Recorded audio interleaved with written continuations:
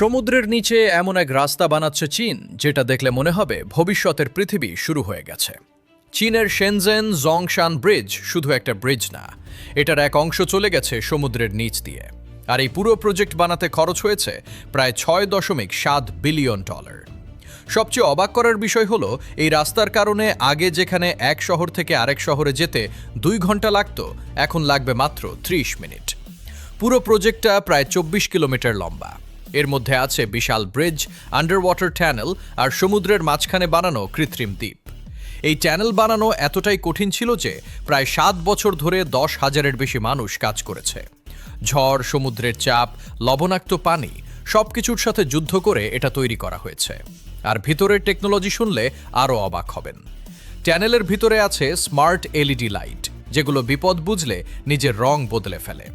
আছে রোবট যারা পুরো ট্যানেল পাহারা দেয়। কোনো দুর্ঘটনা হলে সাথে সাথে ভিডিও পাঠিয়ে দেয় কন্ট্রোল রুমে। এমনকি এই ব্রিজ আর ট্যানেল মিলিয়ে চীন একসাথে 10টা বিশ্ব রেকর্ডও করেছে।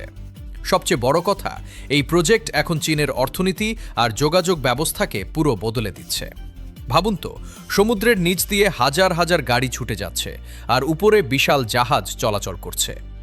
ভবিষ্যতের শহর কেমন হবে, চীন যেন এখন থেকেই সেটা দেখিয়ে দিচ্ছে।